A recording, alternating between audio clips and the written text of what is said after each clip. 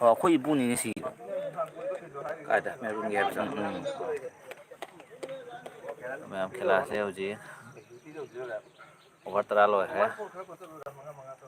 11 over ꯔꯟꯅꯤꯡꯅꯤ ꯇꯥꯔꯒꯦꯠꯅ 2-0 ꯑꯣꯏꯕꯅꯤ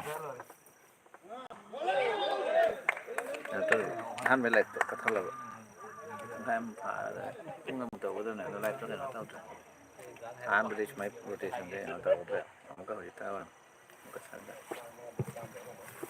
ꯇꯤꯝꯒꯤ ꯑꯄꯨꯟꯕ ꯁ꯭ꯀꯣꯔ 42 ꯍꯧꯖꯤꯛꯇ ꯍꯧꯕꯇ ꯉꯥꯏꯔꯦ 50 ꯁꯦꯀꯦꯟ ꯂꯣꯏꯅꯅ ꯋꯥꯏꯠ ꯑꯃꯒ 43 ꯁꯨꯃꯥꯏꯅ ꯇꯧꯔ ꯃꯤ ꯌꯦꯡꯅꯤꯡꯗꯕꯅꯤ ꯀꯩ ꯐꯦꯁꯕꯨꯛꯀ ꯇꯧꯔꯤꯔꯣ ꯌꯨꯇꯨꯕ ꯐꯦꯁꯕꯨꯛ ꯃꯤ ꯅꯠꯇꯦ ꯋꯤꯊꯥꯎꯠ ꯐꯦꯁ ꯃꯤꯅꯤ ꯍꯣꯏ ꯑꯀꯪꯕ ꯈꯔ ꯄꯤꯔꯛꯎꯔꯣ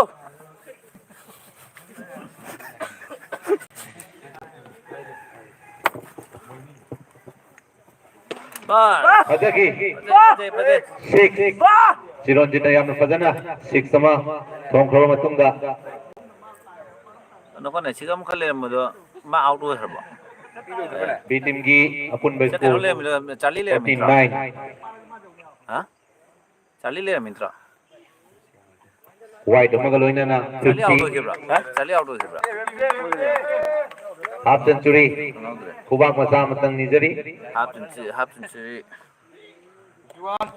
ꯑꯃꯨꯛꯀꯁꯨ ꯋꯥꯏꯠ ꯑꯃꯒ 51 ꯔꯟ 11 over running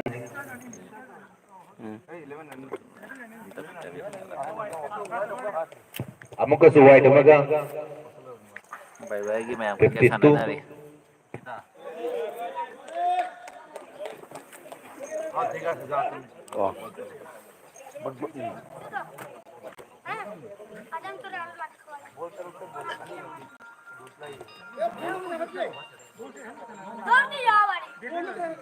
ꯀ꯭ꯔꯤꯀꯦꯠ ꯁꯥꯟꯅꯔꯤ ꯃꯤꯁꯤꯡꯁꯦ ꯑꯩꯈꯣꯏꯒꯤ ꯑꯀꯟꯕ ꯆꯍꯤ ꯃꯤꯌꯥꯏ ꯆꯜꯂꯕ ꯑꯣꯜꯃꯣꯁ 30ꯗꯒꯤ 30+ ꯉꯥꯛꯇꯅꯤ 35 40 45 ꯏꯚꯦꯟ 50 ꯑꯕꯞꯐꯥꯎ ꯑꯃꯨꯛꯀꯁꯨ ꯌꯥꯎꯔꯤ ꯋꯥꯏꯠ ꯑꯃꯒ ꯂꯣꯏꯅꯅ ꯕꯤ ꯇꯤꯝꯒꯤ ꯑꯄꯨꯟꯕ ꯁ꯭ꯀꯣꯔ 53 ꯅꯪ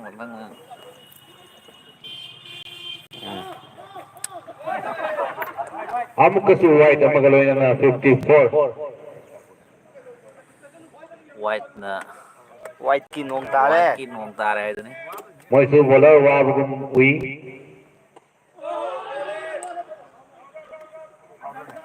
ꯕꯣꯂꯔꯁꯤꯡꯁꯦ ꯑꯩꯈꯣꯏꯒꯤ ꯑꯍꯥꯟꯕ ꯂꯪꯕꯗ ꯌꯥꯝ ꯀꯟꯅ ꯂꯩꯔꯦ ꯑꯣꯚꯔ ꯌꯥꯝ ꯑꯃꯗꯩ ꯁꯤꯡꯅ ꯂꯩꯇꯨꯝ ꯃꯊꯪꯒꯤ ꯂꯪꯁꯤꯟꯈꯤ ꯑꯣꯚꯔ ꯑꯅꯤ ꯁꯨꯔꯛꯄꯗ ꯑꯗꯨꯝ ꯈꯔ ꯁꯨꯝ ꯇꯞꯊꯔꯛꯏ ꯉꯁꯥꯏ ꯑꯩꯈꯣꯏ ꯄ꯭ꯔꯦꯛꯇꯤꯁ ꯌꯥꯎꯗꯕꯅꯤꯅ ꯑꯥꯎꯠ ꯑꯣꯏꯈ꯭ꯔꯕꯣ ꯈꯪꯍꯧꯗ꯭ꯔꯦ ꯃꯤꯁꯇꯔ ꯙꯅꯟꯖꯣꯏꯅ ꯌꯥꯝꯅ ꯁꯤꯡꯅ ꯅꯤꯜꯀꯥꯟꯇꯕꯨ ꯐꯤꯜꯒꯤ ꯃꯄꯥꯟꯗ ꯇꯥꯟꯊꯣꯔꯛꯈꯤ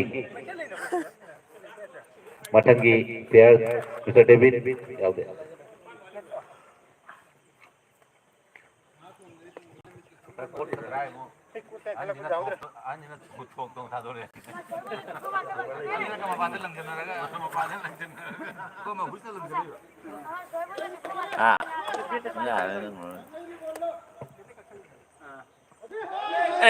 ꯃꯣꯏ ꯍꯧꯖꯤꯛꯀꯤꯗꯨꯗꯤ ꯑꯃꯨꯛꯀꯁꯨ ꯑꯍꯟꯒꯤ ꯀꯩꯅꯣꯒꯤ ꯊ꯭ꯔꯣ ꯑꯩꯈꯣꯏ ꯀꯩꯅꯣ ꯚꯥꯏꯔꯦꯜ ꯆꯠꯈꯤꯕ ꯁꯣꯔꯠ ꯑꯃꯈꯛ ꯂꯩꯇꯅꯦ ꯀꯃꯔꯒꯤꯗꯣ ꯄꯇली कमर की स्टाइल दिखाई दे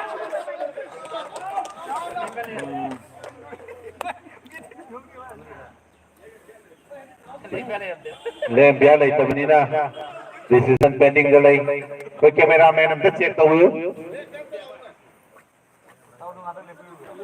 ꯂꯦꯝꯕꯤꯌꯥ ꯑꯃꯇꯪ ꯌꯥꯔꯒꯗꯤ ꯊꯣꯛꯄꯤꯅꯕꯒꯤꯗꯃꯛꯇ ꯕꯤ ꯇꯤꯝꯒꯤ ꯃꯥꯏꯀꯩꯗꯒꯤ ꯅꯤꯡꯁꯤꯡꯖꯔꯤ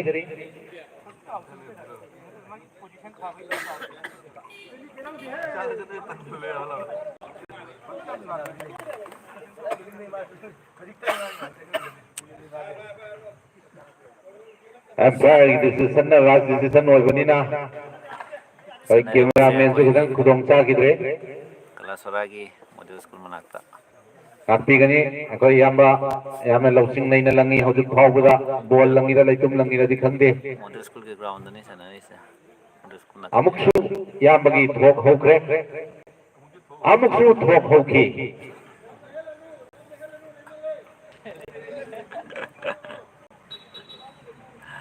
ꯔꯟꯅꯤꯁꯦ ꯑꯩꯈꯣꯏꯒꯤ ꯌꯥꯝ ꯐꯖꯅ ꯂꯪꯉꯤ ꯑꯥꯔꯃꯤꯅꯤ ꯑꯥꯔꯃꯤꯗ ꯔꯤꯇꯥꯌꯔ ꯊꯣꯛꯂꯛꯄꯅꯤ ꯑꯁ ꯌꯥꯝ ꯍꯩꯅ ꯂꯪꯈ꯭ꯔꯦ ꯌꯥꯝꯅ ओवर 12 कंप्लीट ओवर मतुंगदा बी टीम के अपन स्कोर 54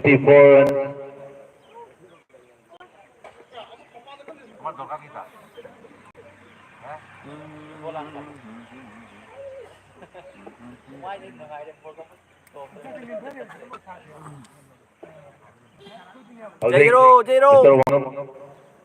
मिस्टर वांगम नमु याम फजना लंगी मिस्टर चिरंजीत ना वांगम न बोल लंगे जी फाइट मगल होने ना अपन स्कोर 55 0 बोलते उधर के नंदो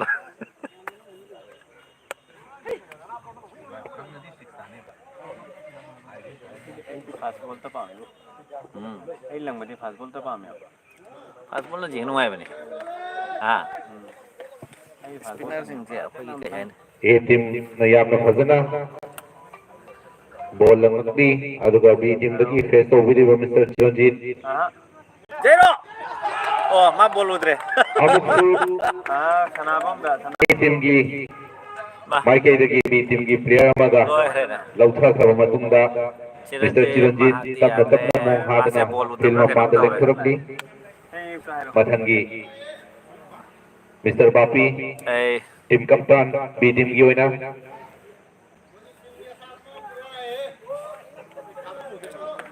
कोई लोकल काय कुकुम खरे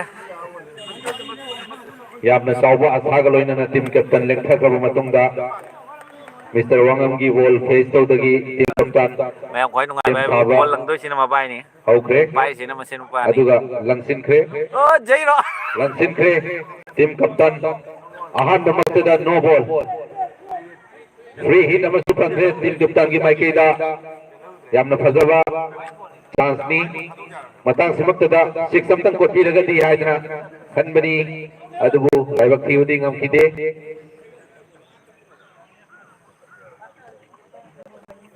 टाइमिंग चैनल दे तो बॉल से थोम गया के थोम जाता बा कोई नहीं टाइमिंग चैनल जैसे कैसे प्रैक्टिस लेतन तो मैं अमुकसु नो बॉल लाई लंग रहा है मिस्टर वांगम यामना फजना लंगी याय मीगी लवाई लुतो नेम तविरा कइनो खंगदे बोल से क्रिसमस नोक्से लगी वाली है अमुकसु अगन थोया बा वाइड मगल होइना फ्री हिट लेरी आई एम तंग मिस्टर वांगम बा स्टाम द एम तविरा लवाई लुतो नेम तविरा खंगदे अमुकसु लंगबा होख्रे लंगख्रे ए फजर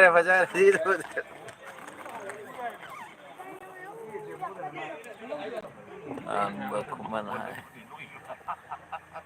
hello ngang Kuman mister David ना सिसे अखोई कनो दनी कलासरा दनी मॉडल स्कूल मनाक्ता फील्ड लेबदो कलासरा की अदुगनी कोई कलासरा दि थिंगों को नाइना लेबसे स्वागी होयगदि खंगानी को थिंगों फील्ड दनी अदैदि मपानोंदगी ओइबगदि सिसे कनोगी अखोई जारिबोन हाइबा दुगा अखोई थिंगों नाइना अहन की थ्रो खौख्रे अदुगी खुंदुगनी अंगत बनी अहन की थ्रो नुंसी ना वाइट अमनी लंधोगा अहुम सुबदे थई अहन थ्रोक तौदगी लंबा होख्रे अमुकसु जय है अमुकसु अहन की थ्रोक लाइबक थीबदी रन अमक लौखी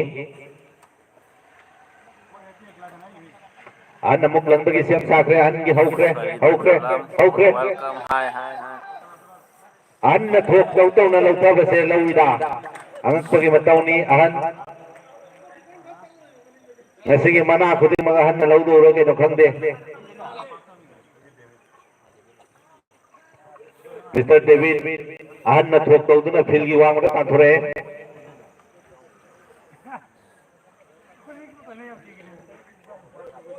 अहन से लौनम नथाक याम थई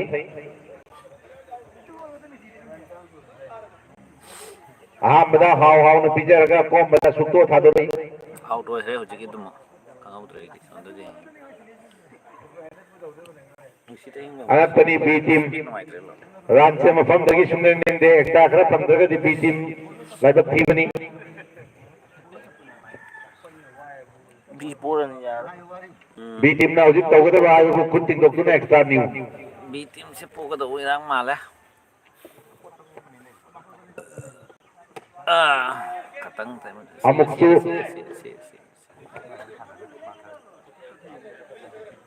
Ama jaga do mo mirang ma.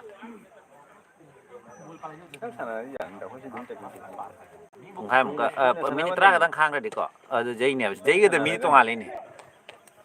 Position yamna fazana Mr. Rajena mafuktuna ahad ki bol di ahad na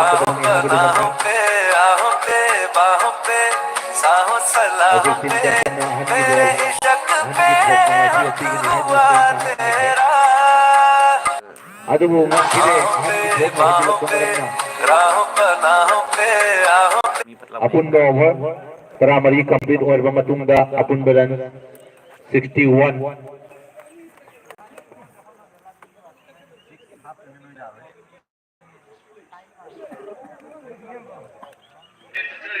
Halo,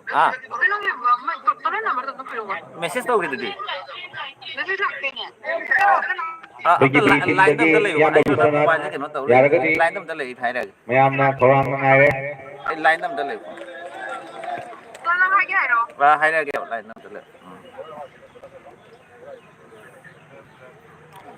9678 Mr. Prem na ball lang di siam khakre 9678 kan chelak di lang khe aduga Mr. Rajan ne amakan na haibani aduh amuksu 418131 amakan na 418131 hoi hoi outdoor ki oi khe rohit therapy jari bonai na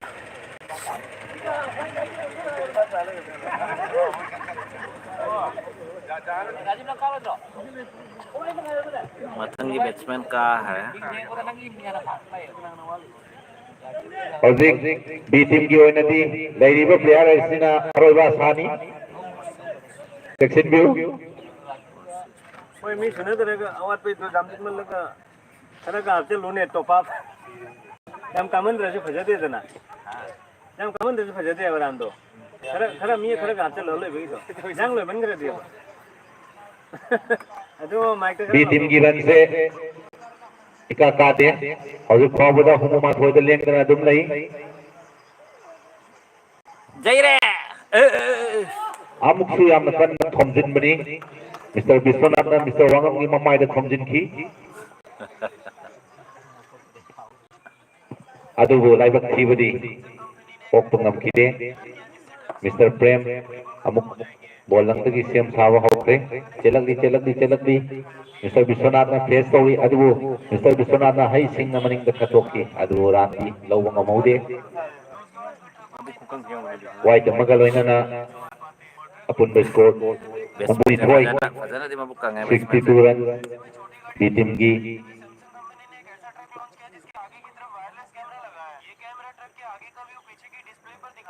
amuk kasu white amagaloina na white to thona kana de kan de apun baran 63 white no jam satina bol thona Sub na di extra na run kun pawadi hojiki phangtare chakra eh angapani Mr. Biswanath na kheto kiba ball Mr. Wangam na chensilakpani adubu angakpagi matawni bora gumna saduna layramni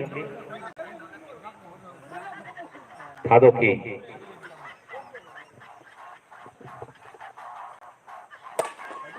thajaki Mr. Biswanath na yamna fazana thombani adubu laibak thibadi ahan ki makhutta ball adum taki apun baseball 64 kan masak subnagi over tara mga kaktang complete oiri tara mga mawali tara mga sing manungga lobby gadoriba adom gi ran gi masing si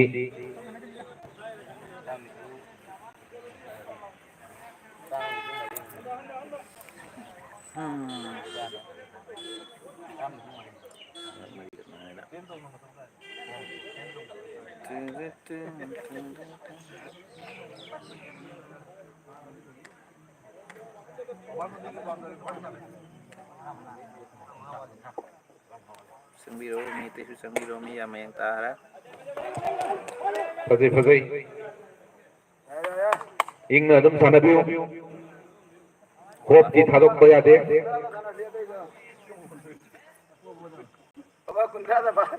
B team section na sanabiyo. Mr. Master. Lang tagi siyam sakre. Lang jalai. Mamit ka lang dho ka lang jalai. Adubo laibak thibadi. Mr. Bapina. Ranama Lauki. Apun Baran 66 B team gi.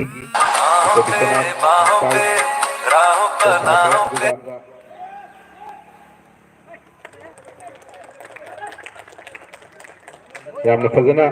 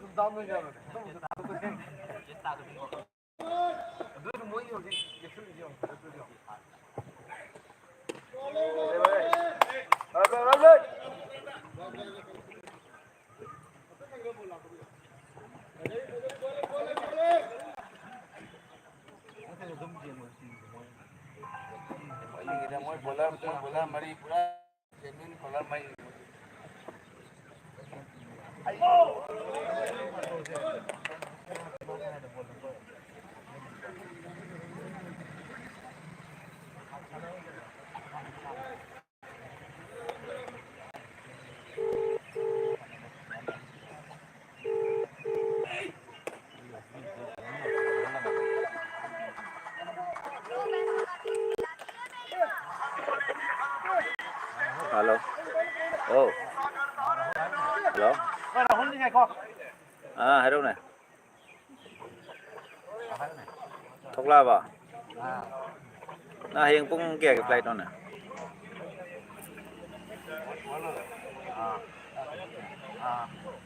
À.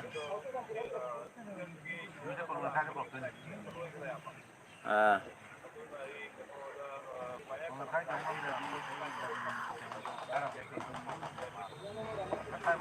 Pung do kaya itu no. 11:10 dah pengatur lah arrival. Harap.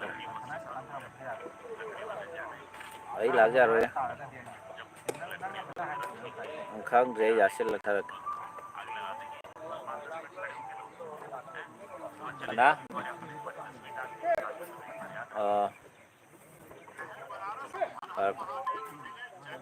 Aje. Ini hore ba. Ure.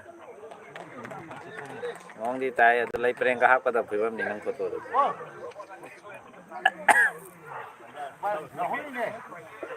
Ha?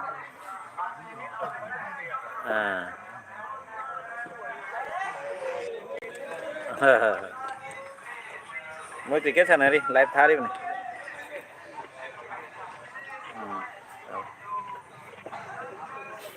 Jitian mutlak. Itu jitian. Sama sadana lang niya dua, Mr. Bapina.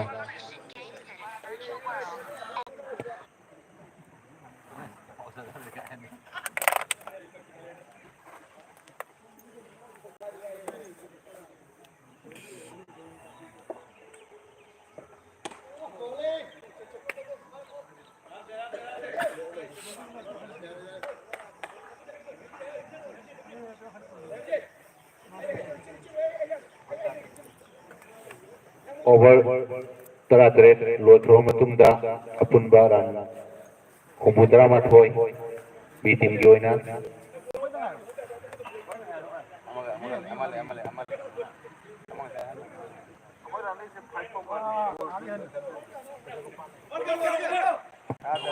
tara-tret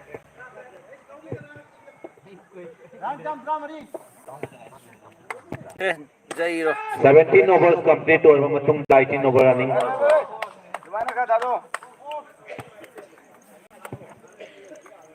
team कप्तान ममाई सुपोक्तुना फूबा ball दा 4 अमा ताकी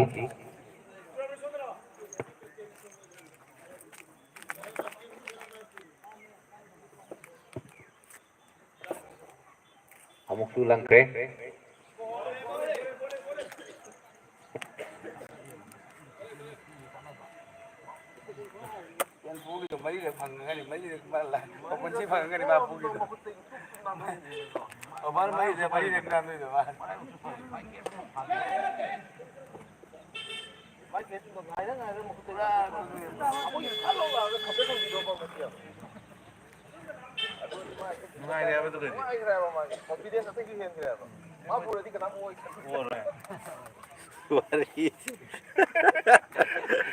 lấy nói plan mà bol nó phải chạy xôm trên gì chứ đi phải bol chạy mà xôm trên đi chắn nó mà không đi mà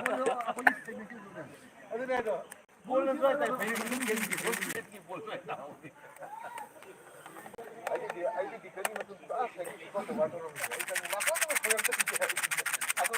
아주 레이드 레이드 얘는 이거가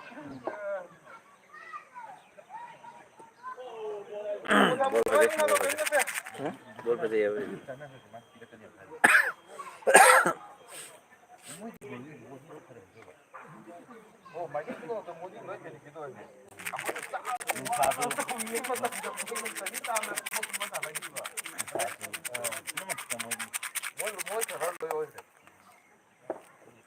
Torsto है bro.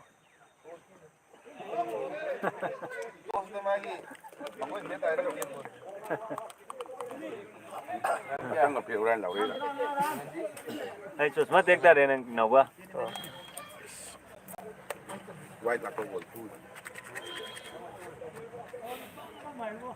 Kita report. Masih sing share kau gini.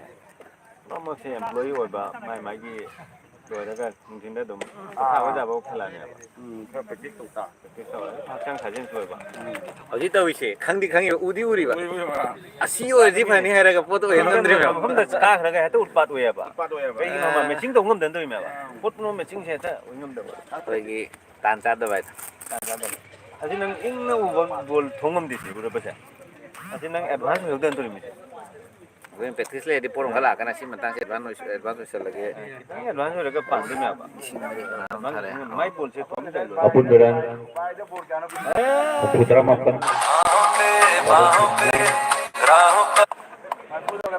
dan fagana ma turning mang cender le hui mana advance जन बा वो से खंग बा हिसाब से बोल से कदाई बा बोल से लिंक दले बने फिर mang cái này là cái bol nó mari lagi video ni hai đâu bây giờ buy bol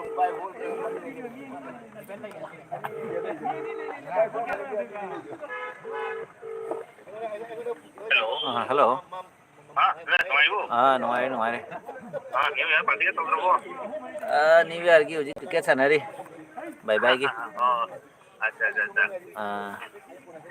ka kai thang ba cái nó đã thì ngon này được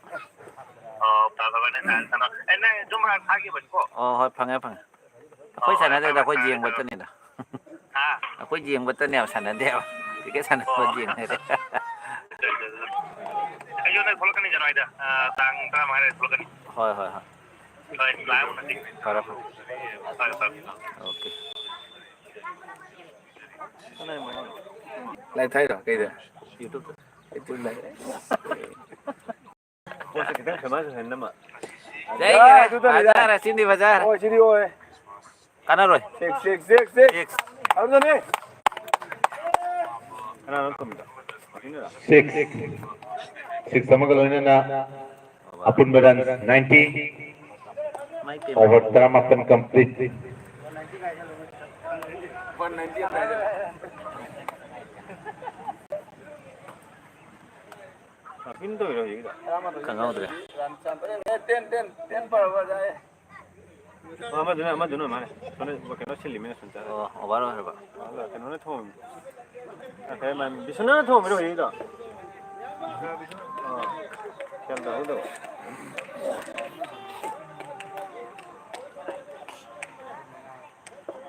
bisa sih hanya sana nggak mau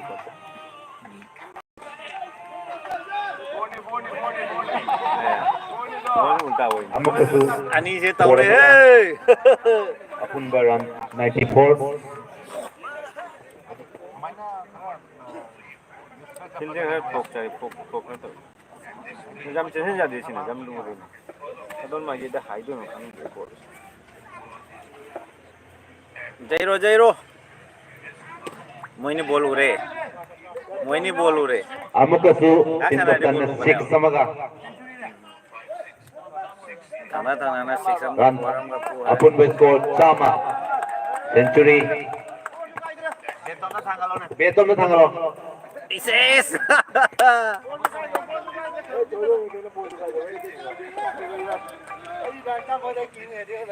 hello nah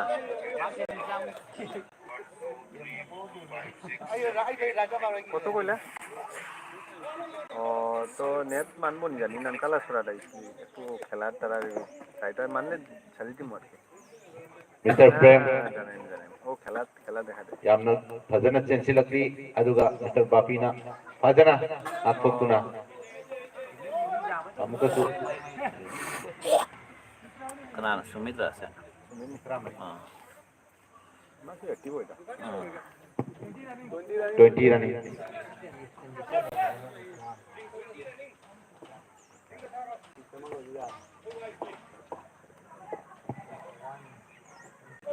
Sajik itu pala madi berada.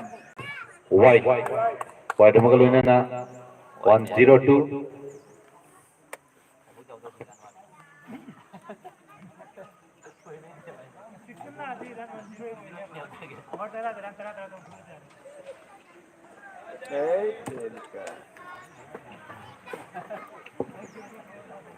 Hozir Pawbuda B team na A team gi run yaugadaba tangkhai phagadaba run ani wali.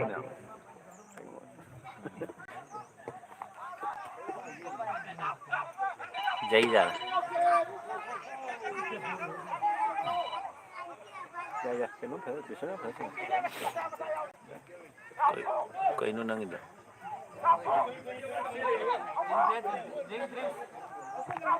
Amakasu drinks break. Nah, ki break lah nari. Kata lo lagi.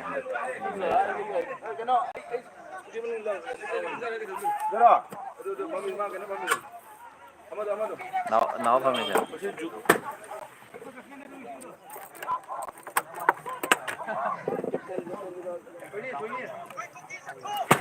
Tapi tetap sana. Kali tahu nang. Eh, jadi dam Jairo dam जा रहे हैं. Puluh gino obat memang tetap sana. Hakikat pada. abar soil side Kan क्या अपनों में थोड़ा है, kan चामेन में थोड़ा रही है. abar food Cam. Food apa jaro है, jadi food di jaro. mar mate food Marak kan nanti, bang food puro. Bol pada no ubi kan. Mau ini dulu deh. Mau mani mus.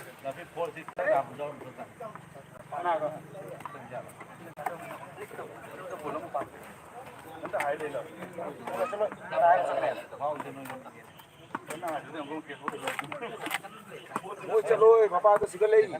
Anari. Karena ada situ mau kari. Haki, potana deh, restaurant deh. Giang nam. ane biasa paling mungkin ni aku misi jang yang sian ni hama hama tu pahalo tu mina last pahalo tu mina aku sih kau bowling fielding ni dumpa jana tu jawab biasa kalau berat thang dia aku nak aja misi jang sian dia hama Nggak ngingwari ini tuh Agar kan type ini.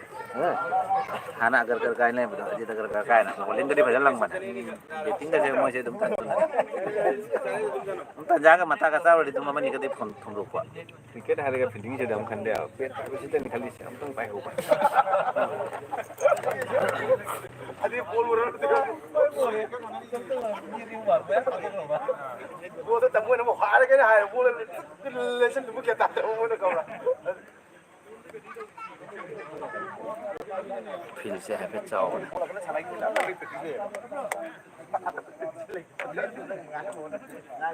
Sini kau mata orang hero ni. Oi, orang sih. Football ꯀꯨꯝꯗꯔꯅꯤꯅꯦ ꯃꯊꯪꯗ ꯁꯤ ꯂꯣꯏꯔꯒ football ꯁꯥꯟꯅꯕ ꯑꯃ ꯂꯩꯔꯤ ꯍꯥꯏꯔꯤ ꯑꯗꯨꯗꯤ ꯃꯣꯏ ꯑꯗꯨꯝ ꯁꯥꯟꯅꯍꯧꯔꯁꯅꯨ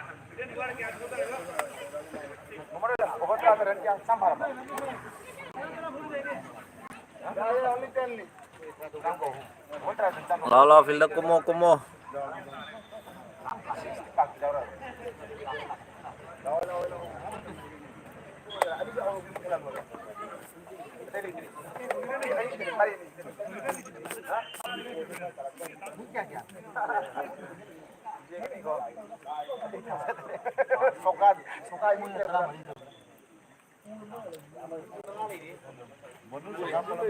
ꯍꯌꯦꯡ ꯅꯁꯥ ꯂꯦꯡꯗ ꯌꯥꯔꯣꯏ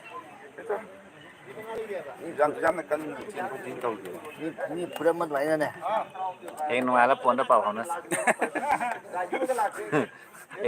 ꯚꯥꯏ ꯀꯃꯥꯏ ꯀꯃꯥꯏ ꯇꯧꯔꯤꯒꯦ ꯑꯗꯨ ꯈꯪꯒꯅꯦ ꯑꯁꯤ ꯇꯧꯔꯣꯏ ꯅꯣꯡꯉꯥꯜꯂꯝꯗꯥꯏꯗ ꯐꯨꯔꯝ ꯀꯥꯏꯅ ꯇꯧꯗꯣꯏꯅꯤ ꯅꯤꯡꯊꯝꯊꯥꯅꯤꯅ ꯍꯧꯔꯣ ꯍꯧꯔꯣ ꯍꯧꯔꯣ ꯃꯣꯏꯁꯨ ꯋꯥꯠꯇ꯭ꯔꯕꯨꯗꯤ ꯄꯣꯊꯥꯈꯤꯕꯅꯤ ꯃꯇꯝ ꯂꯩꯇꯦ ꯑꯃꯨꯛ ꯆꯍꯨꯝ ꯍꯟꯖꯤꯜꯂꯛꯀꯗ꯭ꯔꯥ ꯍꯥꯏꯅ ꯈꯟꯕ ꯍꯧꯕꯤꯅꯕ ꯌꯥꯔꯣꯏ ꯅꯠꯇ꯭ꯔꯒꯗꯤ ꯉꯥꯏꯍꯥꯛꯇꯪ ꯃꯇꯨꯡꯗ ꯂꯩꯆꯤꯟꯅ ꯑꯃꯨꯛ ꯁꯥꯟꯅꯕ ꯌꯥꯔꯣꯏ ꯅꯨꯃꯤꯗꯥꯡ ꯃꯪꯈꯤꯕ ꯇꯥꯔꯒꯗꯤ ꯑꯃꯨꯛ ꯕꯣꯜ ꯎꯗꯦ ꯍꯥꯏꯕ ꯀꯝꯄ꯭ꯂꯦꯟ ꯑꯃꯨꯛ ꯂꯥꯛꯑꯅꯤ ꯏꯪꯁꯜꯂꯦ ꯏꯪꯁꯜꯂꯦ ꯍꯥꯞꯀ ꯂꯦꯞꯄꯅꯤꯅ ꯈꯣꯡ ꯆꯨꯜꯂꯛꯇ ꯈꯣꯡ ꯃꯇꯣꯟ ꯗꯥꯛꯇꯔꯅꯤ ꯀꯥꯏ ꯃꯥꯟꯁꯤꯜꯂꯣ ꯃꯉꯥꯟ ꯇꯣꯛꯑꯦ ꯃꯤ ꯆꯝꯕꯅꯤ ꯃꯉꯥꯟ ꯅꯨꯡꯉꯥꯏ ꯇꯣꯛꯑꯦ ꯍꯥ ꯃꯉꯥꯟ ꯇꯣꯛꯑꯦ ꯄꯥꯎ ꯄꯤꯔꯛꯑꯕꯣ ꯅꯠꯇꯦ ꯃꯉꯥꯟ ꯇꯣꯛꯑꯦꯗꯤ ꯃꯉꯣꯟꯗ ꯄꯤꯔꯛꯄꯤꯗꯨꯁꯨ ꯃꯥꯗꯤ ꯌꯥꯎꯔꯔꯣꯏ ꯍꯥꯏꯕ ꯑꯥꯗ ꯆꯠꯄꯁꯨ ꯌꯥꯎꯔꯔꯣꯏ ꯑꯩꯈꯣꯏ ꯁꯣꯝꯗ ꯄꯨꯜꯂꯁꯨ ꯃꯥ ꯌꯥꯎꯔꯔꯣꯏ ꯃꯌꯥꯝ ꯀꯔꯕꯥꯔꯗ ꯃꯥꯗꯤ ꯌꯥꯎꯔꯔꯣꯏ ꯐꯣꯟ ꯇꯧꯔꯥ ꯍꯥꯏꯕꯤꯈ꯭ꯔꯣ ꯑꯩꯅ ꯈꯪꯍꯜꯂꯛꯀꯅꯤ ꯍꯥꯏꯕꯅꯦ ꯃꯥ ꯌꯥꯎ ꯌꯥꯎꯗꯕꯗꯨꯅ ꯌꯥꯝ ꯍꯧꯗꯣꯔꯦ ꯐꯤꯜꯗ ꯂꯣꯏ ꯀꯩꯅꯣ ꯀꯨꯝꯊꯅꯔꯦ ꯐꯔꯅꯤ ꯍꯣꯏ ꯀꯩꯅꯣ ꯑꯗꯨꯅ ꯑꯁꯤꯡꯕ ꯇꯥꯔꯅꯦꯕ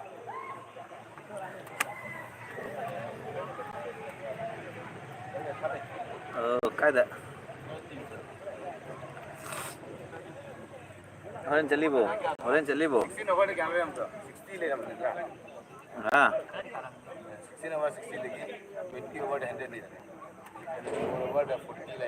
ꯀꯔꯤ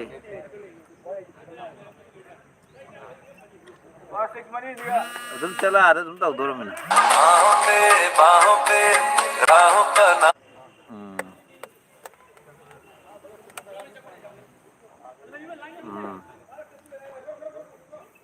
ꯍꯧꯖꯤꯛꯇꯤ ꯀꯂꯥꯁꯔꯥꯗ ꯂꯩꯌꯦꯕ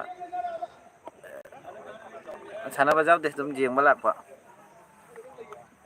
ꯑꯗꯣ ꯍꯧꯖꯤꯛ ꯀꯟꯅ ꯁꯥꯟꯅꯔꯤ ꯄꯪꯀꯨꯏ ꯀꯨꯏꯔꯔꯣꯏ ꯈꯦꯂꯥ ꯂꯣꯏꯔꯒ ꯃꯣꯏ ꯁꯤꯗꯩꯁꯤꯗ ꯁꯨꯝ ꯑꯦꯔꯦꯟꯖꯃꯦꯟ ꯈꯔ ꯂꯩ ꯃꯥꯜꯂꯦ ꯁꯨꯝ ꯆꯪꯉꯨꯁꯤ ꯍꯥꯏꯔꯤ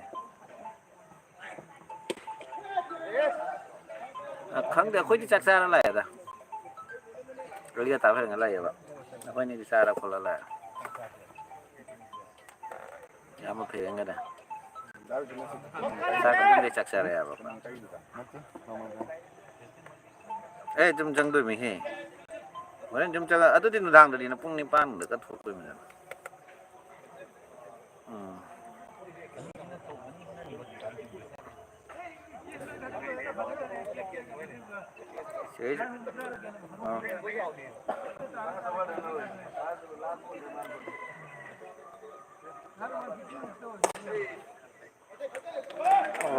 ꯑꯗꯨꯏꯗꯣ ꯀꯩꯅꯣꯗꯣ ꯑꯦꯔꯦꯟꯖꯃꯦꯟꯗꯣ ꯃꯐꯝꯗꯣ ꯁꯦꯡꯗꯣꯛ ꯁꯦꯡꯖꯤꯟ ꯇꯧꯍꯧꯗ꯭ꯔꯦ ꯑꯗꯨꯏꯗꯣ ꯅꯣꯡꯃ ꯄꯨꯟꯁꯦ ꯍꯥꯏꯕ ꯕꯥꯏꯗ ꯌꯥꯗ꯭ꯔꯦ ꯈꯤꯇꯪ ꯑꯦꯗꯚꯥꯟꯁ ꯑꯣꯏꯅ ꯃꯤꯒ ꯀꯩꯒ ꯊꯥꯗꯅ ꯈꯤꯇꯪ ꯁꯦꯡꯗꯣꯛ ꯁꯦꯡꯖꯤꯟ ꯇꯧꯅ ꯑꯍꯣꯡꯕ ꯁꯤꯂꯦꯛ ꯇꯧꯅ ꯑꯩꯈꯣꯏꯁꯨ ꯊꯣꯛꯍꯧꯗ꯭ꯔꯦꯗꯣ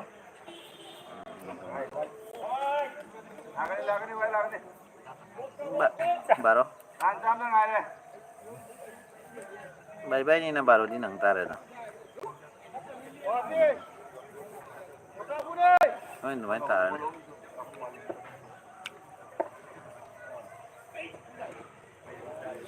ꯏꯕꯥꯏ ꯀꯩꯅꯣ ꯒ꯭ꯔꯦꯟ ꯚꯤꯇꯥꯔꯥꯗꯣ ꯑꯗꯨ ꯀꯌꯥꯃꯨꯛ ꯇꯔꯥꯍꯨꯝꯗꯣꯏꯃꯨꯛ ꯂꯩꯕ ꯒ꯭ꯔꯦꯟ ꯚꯤꯇꯥꯔꯥ ꯑꯗꯨꯁꯨ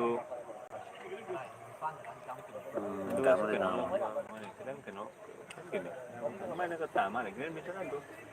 Gari di Fasintra. Driver pusera. Driver pusera driver lain itu. Gari di Fasintra lah. Gari di Fasintra. Mana tu jauh. Untuk gari di kano problem ni orang ni bukan. Jam ni pasal gari sih. Problem ni kalau ekta. Magi kan features jam. Oh ini tadi makai, mau ada tadi entry ni na. Tadi entry tadi hawa tu mandi. Pantai tu. Makai tadi makai ni pang itu tu saja. Hawa betul means mau itu kan entry ki waring. Diji tu ni ada. Oi, stamp tu semja lu. Stamp pay ni hey. Oi tu lau boy. Kalau dia kalau nuai teh halah ni pas lau nak kita ni ada.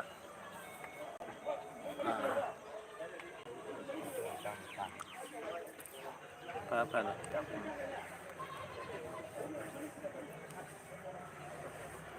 Bidim section sana tu kita ngai ran sam tang ngai thoi. Ini. Dah pun tu ni sih. Over ma banda ran sam lau. Wicket tu mengalih ni. Ram section sana tu tim kapten.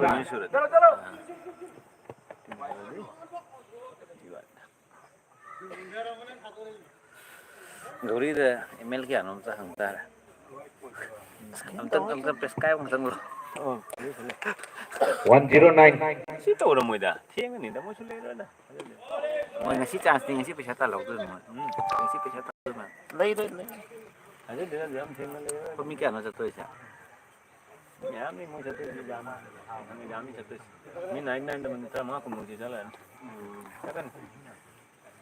Itu bisa bagaimana? Free. Ini tu ini tu saja. Wah, pajai sih. Amo kasu Mr. Biswanath na six sama kalau ina na Saya thom. bitin ke pundes ko Puk na in ngarai pa na. 115 sama katra mga over kunit hoy running white maga to ina na kan sama katra tro Ano pero siya. Fastula mana le disi. Ano sa. Fastula jadi moldi. Sampai.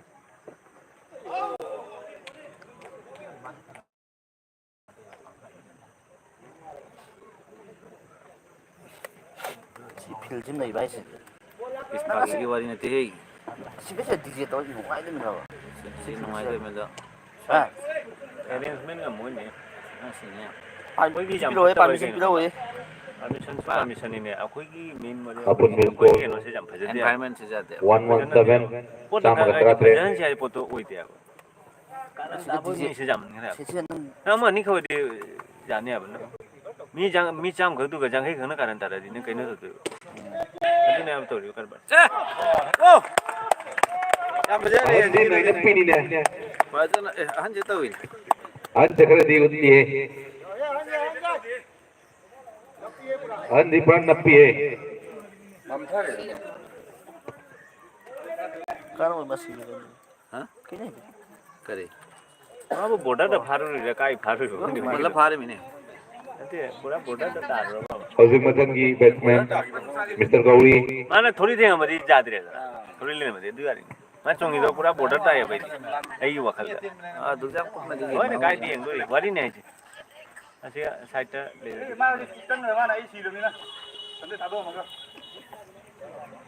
ओए मैं ये border ता चुंगी है ओ भी border ता चुंगी में तार वो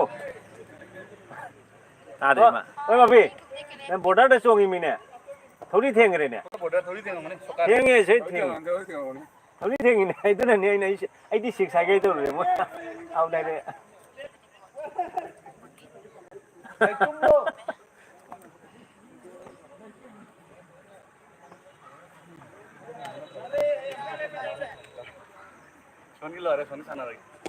वाह ini jauh. Kasi hendak dia han mai thi ba ki làm năng rồi chứ làm năng rồi han ki thok chat ki de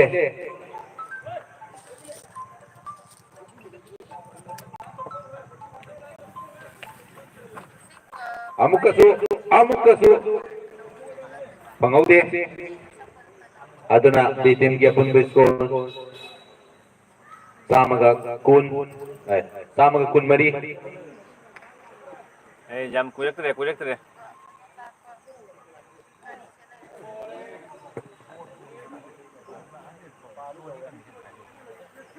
auto be chance la hai isna to hai ri hai na pala bane sure case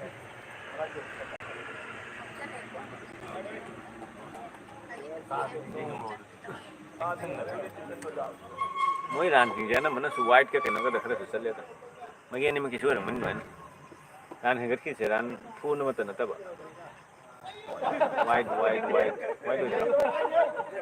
amuka su white amaga plus 1 run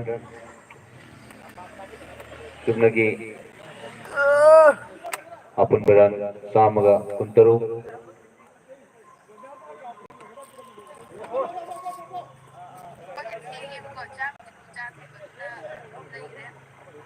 samaga kunit kunteret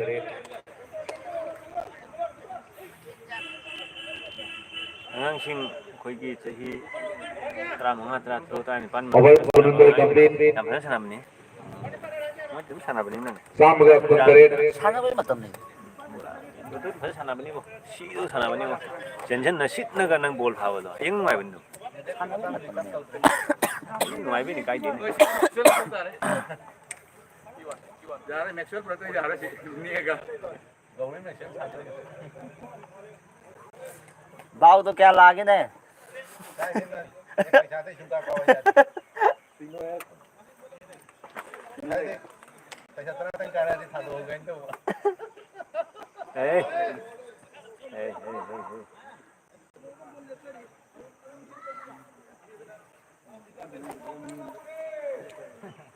खतन किएगा change कर रहा है ना किसका था Cheng दम